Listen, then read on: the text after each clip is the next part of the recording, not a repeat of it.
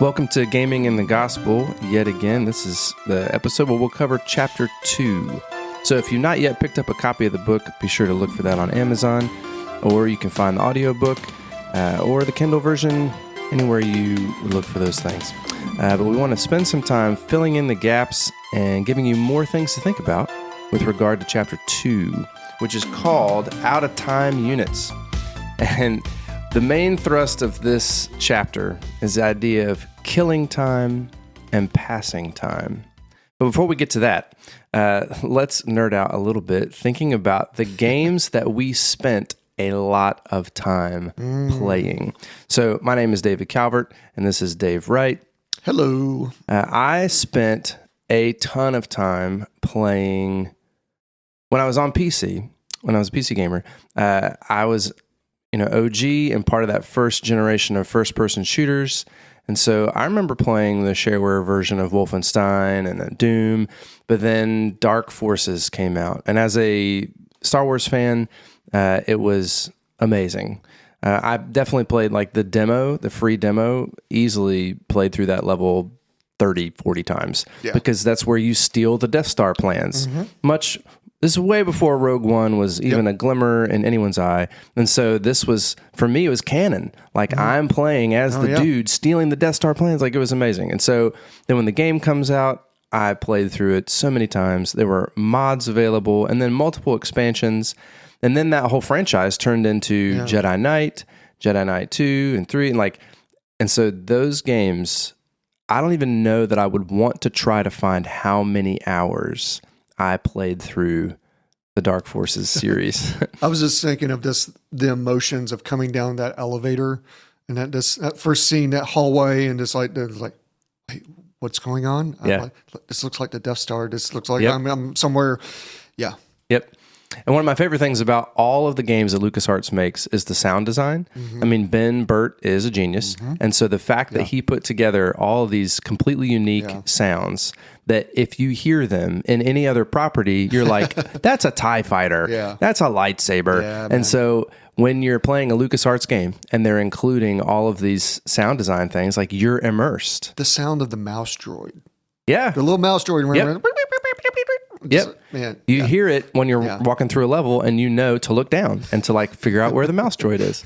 And so, I loved those games, and I spent so many hours of my life being a mercenary, then Jedi. Even in shareware, you just tore it up. Yeah, I did too, man. Yeah. For me, definitely, obviously, XCOM. I talk a lot about it in this chapter. Yep. So I haven't played XCOM. Like, you've played Dark Forces, so you know what I'm talking about. But I need you to help me understand why XCOM. Man, XCOM. Well, I'm a strategy guy. Okay. And XCOM is multi-tiered of like, you're organizing this global defense against this alien invasion.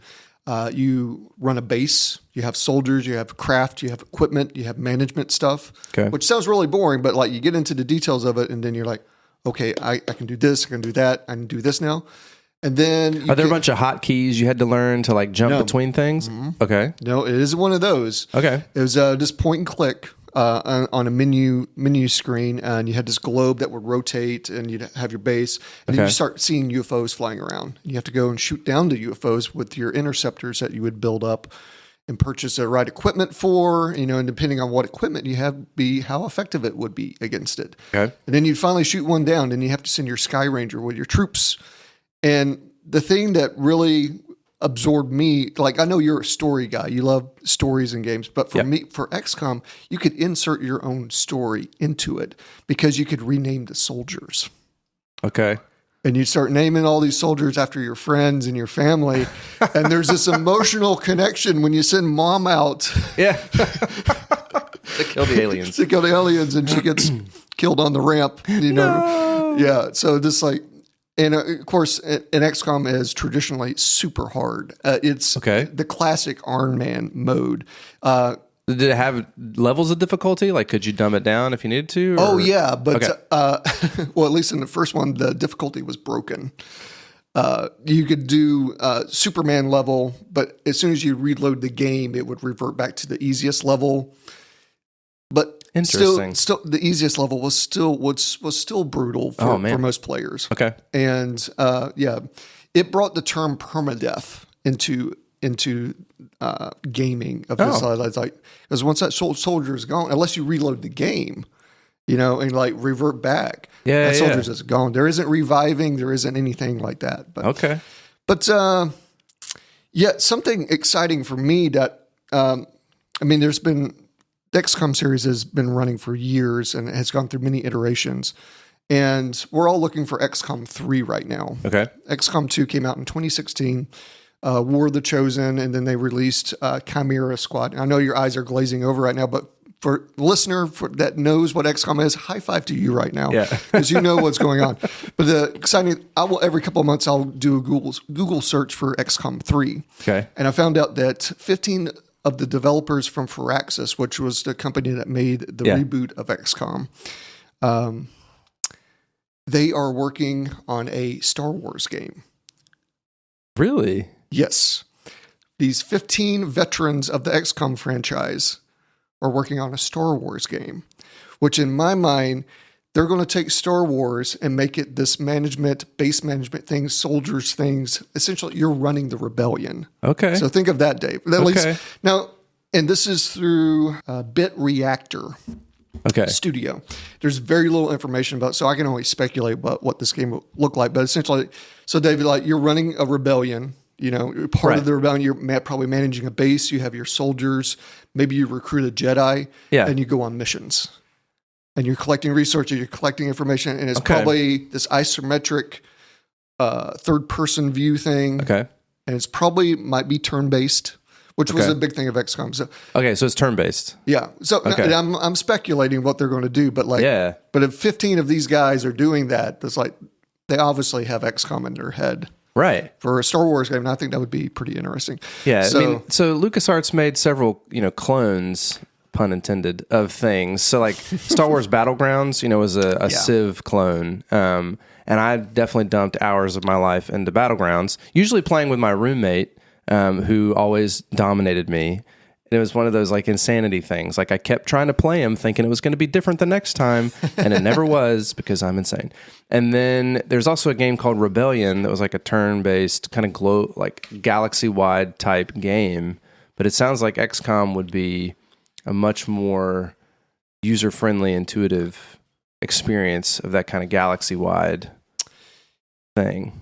Or do you think they would dial it into a specific planet if these XCOM guys are making a Star Wars game? I could see them doing a galaxy-wide thing, like you're managing sections of the galaxy, individual planets, individual bases, individual, So.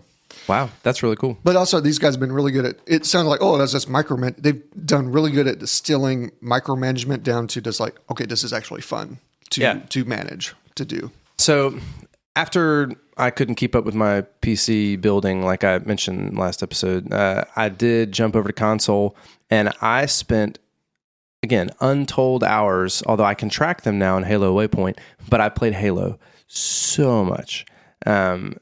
So many hours, and all the campaigns, because the story is amazing. But then the multiplayer features of Halo, the fact that they were so conducive to playing in the dorms with other guys, and then once Xbox Live existed, like playing with people around the world, which I still to this day am hopping on Halo Infinite. And so I've spent so much time in those worlds via console. And then I'm not a huge RPG guy, but I do love BioWare's RPGs typically. So again, Knights of the Old Republic was my gateway into that. But then the Mass Effect series that came out for the Xbox, I played all 3 of those games, all 4, including Andromeda. But like I did all the side missions, all the things, because the stories, the voice acting were so good. The gameplay had its bugs, but I spent all the hours doing all the things in those games. And so the hinge for this chapter, though, is not just what games do you love that you spend all your time playing, but what kind of time are we talking about? Are we killing time or are we passing time? So Dave, what do you intend when you put this dichotomy or this like 2 sides of the time coin on the table? What is killing time and what is passing time? Yeah. It's a question I started asking myself with my gaming, knowing when life was getting hard, things I don't want to deal with, and just like, I can hop on XCOM and do a couple missions, and several hours later, and just like, where did that time go? Just, and then also not feeling physically good about it afterwards. Just the, and then of course the relational ramifications of that, being married or friendships and stuff. And it's like, you just totally zoned out into a single player game. Yeah. Just passing time versus killing time. There's a lot of good pastimes in life. Yeah. And I know people like enjoy sports and stuff. And we say that baseball is like the great American pastime. Yeah. A pastime is meant to be refreshing, right? Yep. It's supposed to be restoring, but I think there's a thin line where you can step over into killing time, and then it's no longer refreshing. It's become something else. Yeah. Yeah. It's become maybe an escape. Yeah. So I think another potential way of looking at killing time versus passing time is recognizing when we are escaping from something versus intentionally doing a thing for its positive effects. So if I'm intentionally hopping on Halo to play with my kids, that is a pastime. Yep. But if I have had a long day and don't want to interact with anybody other than shooting them in the face, and that's why I log on to Halo, I might be killing time before I know it. Like, sure, I can play around to kind of do a mental cleanse, but then if I've played, like you were just saying, a couple hours just pass, that's not passing time anymore. That's dead time. I won't get those hours back. Like, and I use that phrase all the time. Like, that's an hour of my life I will never get back. Because there's all sorts of dumb things that happen in life. Waiting in traffic, waiting in a doctor's office, sitting in the DMV. All these things are hours of your life that you'll never get back, right? And yet, we still will do that sometimes with our gaming. Yep. We spend time doing a thing in order to not process something, not have to think about something, not have to wrestle with something that might be uncomfortable. And granted, there are times when that is healthy. Yeah. To get a different perspective, get space from something for a few minutes. And we talked a little bit before about setting timers for ourselves. Oh, and yeah. As we talked about discussions, I'm unable to do that for myself. Yep. So I have to set a timer to help me from crossing over into that. Yeah, so much of this, I think, is related to just self-awareness. Being mindful of what we're doing, when we're doing it, why we're doing it. And so part of that is assisted by the questions at the end of the chapter. And so we can jump into those. We promised that we would answer these questions as an example for you guys. If you have not yet gotten a copy of the book, again, at the end of each chapter is a set of questions to help you keep score. High score is best. It's not golf we're playing here, which I think is a time killer versus a pastime, personally. But it is a high score that we're shooting for, and you can tally your score at the end of each chapter and then at the end of the book. And then as you see your score, you have an opportunity to evaluate that, think about that, be self-aware of that, and then go back and do it again in 6 months, a year, talk about it with a small group. And so these questions are made for that, to help you think even more deeply about the things that we're hopefully stirring up through the course of each chapter. So the first question is, how often do you escape into a game or anything else? So that might not be just hopping on a console or your PC. It could be using your iPhone or Android phone if you're one of those people. It could be using your phone to get onto some game or some other distraction element. It could be Facebook, it could be Instagram, it could be even a novel. Like I would tell everyone, read more books. And yet you could use a book as an escape. So Dave, how often do you escape into a game? Never, or very likely to, or escape all the time? Like how would you score yourself? Man, I'm looking at 5. Okay. Yeah, I have to check myself. It's like really, there's a mental process like, why do I want to boot this up right now? And do this. It's like, what is it that I'm feeling in my soul right now? It's like, am I feeling a disconnect? Is it things too much anxiety? Is there too much stress in life right now? But there's other times that it's like, no, today's pretty great. I'm feeling good. Not like God's good. Been like, I just want to do this for a little bit and just hang out and have fun. Yeah. And when I do that within a certain range of time, it's typically a good experience, and I do feel refreshed afterwards because I'm using it as a pastime. Yep. But this I would say I can still escape into some stuff when things press in. I think I escape probably much less likely, not never, but I'm going to go with an 8 for escaping into a game right now. But earlier in my life, like during college for sure, I imagine I would have been a 4 because, I can recall times I intentionally like hopped on Grand Theft Auto because I needed to drive around, and I didn't want to drive around Bowie Creek because I went to Campbell University, so I needed to drive around an actual city, and so I get on Grand Theft Auto. Or I would use Halo as an attempt to process like rejection from a girl or something not working out or people not being available to hang out. And so my escape would be hopping on a game. So I know that was a tendency of mine when I was younger. Now, I just, by virtue of having the kids that I have, I don't have time to escape in the same ways. And so I don't often escape into a game anymore. But I would challenge you, is there something else that you escape into? Now, I've thought about that. Sometimes I think I escape into binging something on Netflix or Amazon Prime or Hulu, or I unfortunately subscribe to all the things. And so I definitely have caught myself escaping. Like I'll put on a show while I'm doing dishes or doing laundry, but then if I keep watching that once I'm done with that chore, instead of engaging with my wife or my kids, I might be escaping. So that's why I can't say never. Like it's definitely 7 or 8 then. Yeah. You're making me lower my score, Dave. The next question is, are you using games for entertainment or distraction? Entertainment only being a 10, distraction only being a 1. Yeah. Are you using games for entertainment or distraction? Yeah, I think we talked a little bit about that. Because like when the times when it is that short span and when I'm not doing it to escape, it is entertainment. Yeah. But there are sometimes it can absolutely be a distraction. Yep. To ignore chores, ignore duties. Yep. No, I totally had this experience even just last night. Like I'm currently playing through Star Wars Outlaws, and I booted it up in order to try to progress a little bit while my kids were getting ready for bed. I had 10 minutes, 15 minutes, so I could try to get this mission another step forward, move to the next autosave type thing.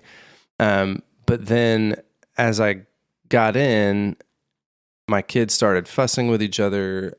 I didn't really want to deal with that. And so I kept playing a little bit longer until it escalated to the point that I couldn't ignore it anymore. But like I crossed that line, right? I wasn't using it for entertainment anymore. Yeah. There was that thin line that I crossed over where I was using it as a distraction to not have to deal with the yelling that was happening. Yeah. And so for me, this might be closer to a 6.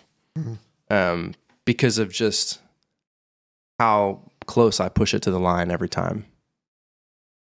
Yep. So it's not that I'm intentionally using it for distraction. I think I usually intentionally start it to enjoy it, and then it crosses the line. Yeah. And then it depends on whether or not I catch myself.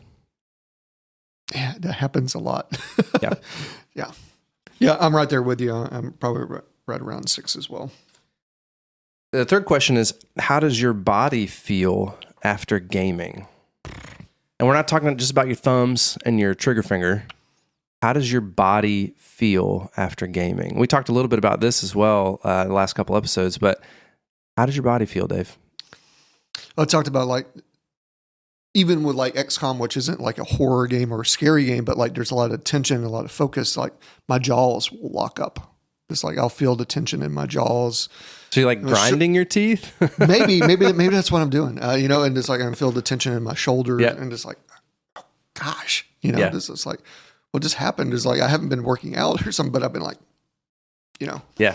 So the way I feel typically, if I've played an extended period of Halo, I'm usually sitting on the floor. And so I'm either hunched over funny or I'm sitting on my foot. And like my kids have started doing the same thing. So like one of them will hop up and be like, oh, my foot's asleep. Because they just weren't paying attention to their bodies while they were playing the game.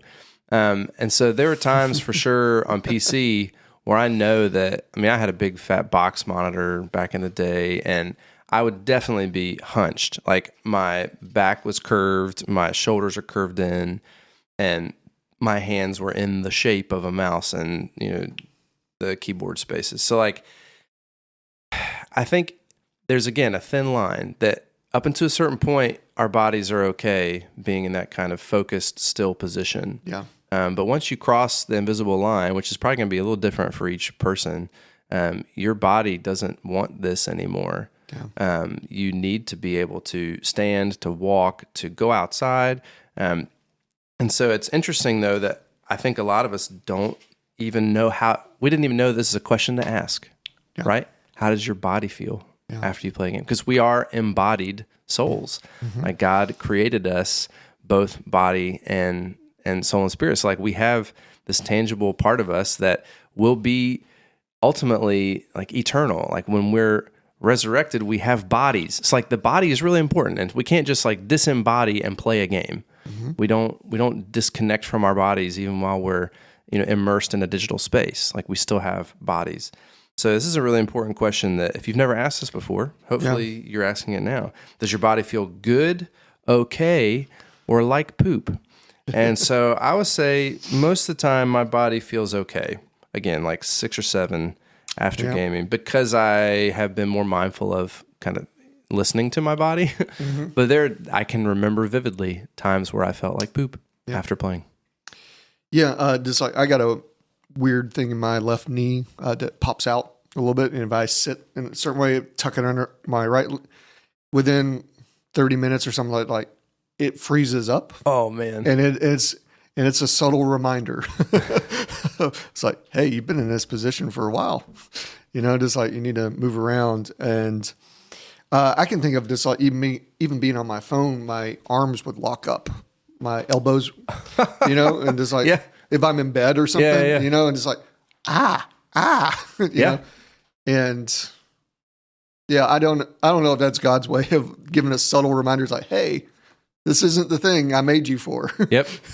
No, I don't think it's too subtle, actually.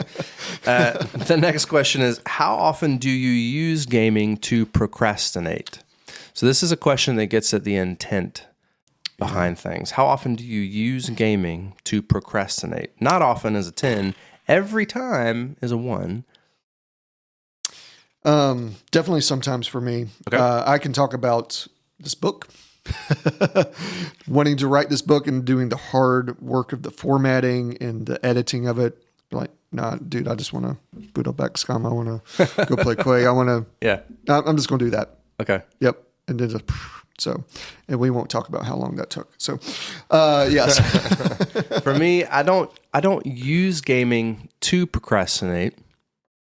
Not that I'm conscious of, but gaming has forced me to procrastinate. Again, thinking back to high school and college, like when I had time-sensitive things to do, working on a paper, trying to get something accomplished.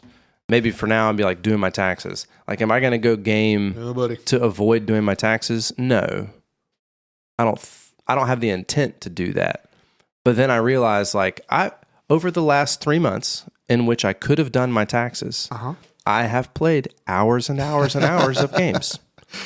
So in that sense, gaming did cause me to procrastinate my taxes. So I can't say 10, right? I can't say not often. So I'm, again, in the 7 range for the sometimes. But it's not every time. But I do know friends of mine that probably would have to score themselves pretty low because that's their go-to escape, right? If escaping a task, that procrastination is happening. And again, just to recommunicate the number system here is this: no number is the right number. It's something to help bring self-awareness as you're reading this. You might look at some of these questions and actually be offended by them, and be like, oh, well, it's just like, these are questions you just should be asking yourself. I'm not asking them. Just like I'm asking you to ask yourself this, and then to write down that number and then come back to this book a couple months from now and see where you were. It's kind of a bit of a journal in a way. And then you can see it was like, okay, no, that isn't as much as I don't procrastinate as much as God has brought me through this. And now I'm not doing that as much. So. Well, this next one is one that is potentially offensive, right? Yeah. The next question is, how distracted are you from the things that matter? The assumption being that we are distracted from the things that matter. Yeah. Like, how dare you? But no, like, let's be honest with ourselves. How distracted are you from things that matter? Number 10 being, I'm focused. Number 1 being, what'd you say? Yeah. And you had a great thought in the car ride over, and I'd love for you to kind of just dive into that. Yeah, so I recognize that I have folks in my family who have ADHD. There are things in life that are going to cause distraction, physiologically, and then just circumstantially. What was that flickering of the lights just now? Or there's a helicopter that just flew over the studio. There's all sorts of things that will happen that will cause distraction just by virtue of existing. And then by virtue of having a certain physiology, you might be more prone to distraction because of your ADHD or because of your personality type. But those things, those circumstances of our lives, we must be careful not to let them become excuses to allow ourselves to be distracted.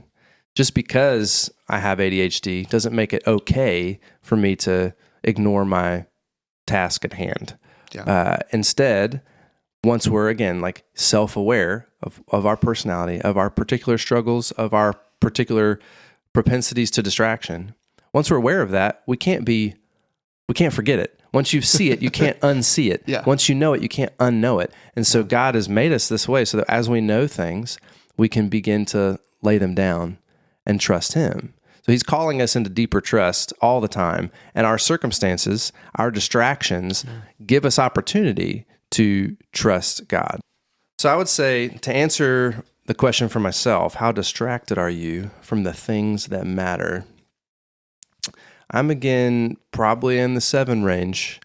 I'm not entirely focused on the things that matter, on the big things, right? Like, the gospel does impact me every day because I have to remember to preach it to myself, to remind myself of who God is and what He's done through Christ and what I've become as being adopted into the family of God. Like, all those truths, when I remind myself, I'm less prone to distraction.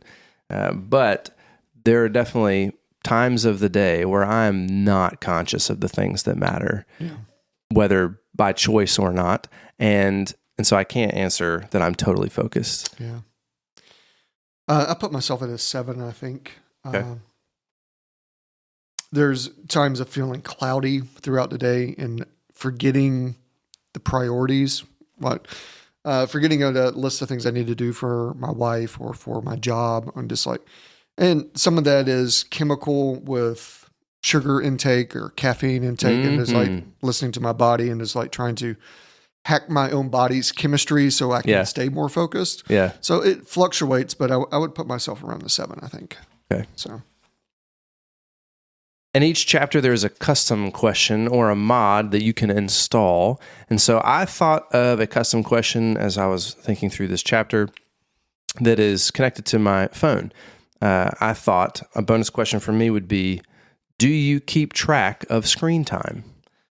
10 being, yes, I am totally aware of my screen time use. 1 being, I have no idea.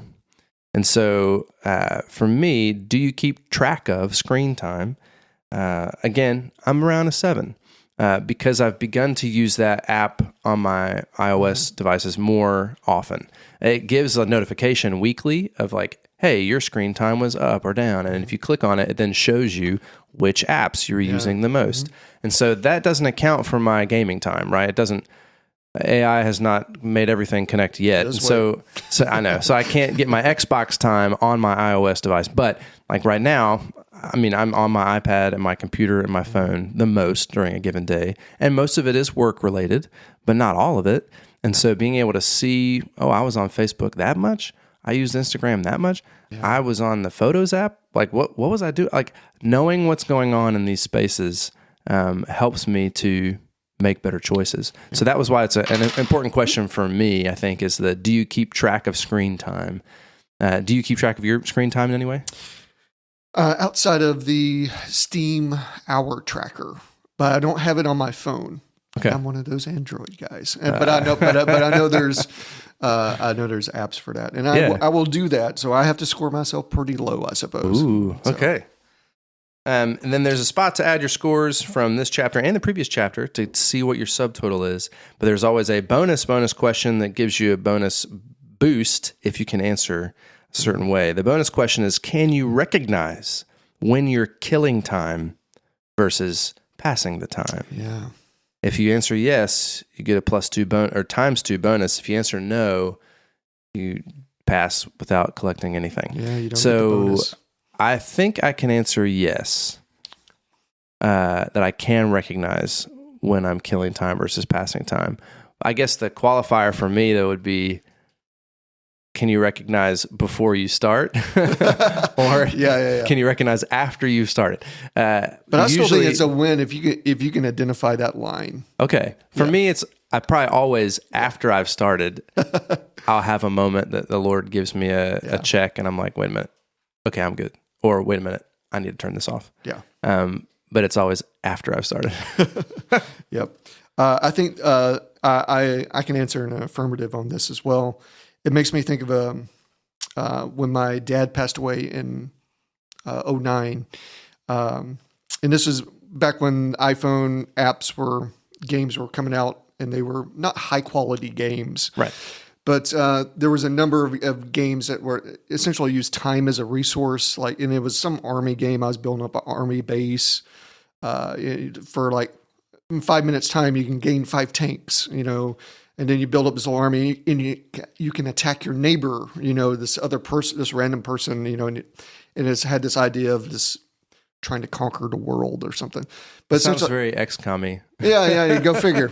Go figure. But yeah, just like you sit there and you kill time. You're wait. You're just like, and of course you could pay money so you wouldn't have to wait the 15 minutes to unlock the next thing, which was the whole gimmick. And there was but long story short, I was at my dad's wake, and that was a very dry time for me. Obviously, grief is hard, and we all grieve in different ways. And I remember needing some space. I went outside, sat on the curb, I pulled up the app, and I'm just playing it, and in that moment, I felt God just kind of opened my eyes of just like what was really happening. I was needing to drink water.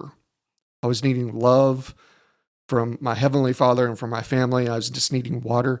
And it was as if this phone was full of sand, and I was just drinking sand and not getting what I needed.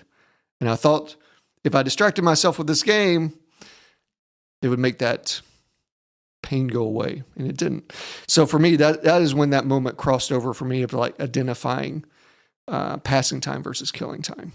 So, well, that's the main theme of this chapter 2. We've been hanging out in Radical Studios with Will Oliver today. So if the quality is better, it's on him. If it's still terrible, it's totally our fault. And so we're grateful to be able to be in this space, and you can check them out. We'll have contact info in the show notes.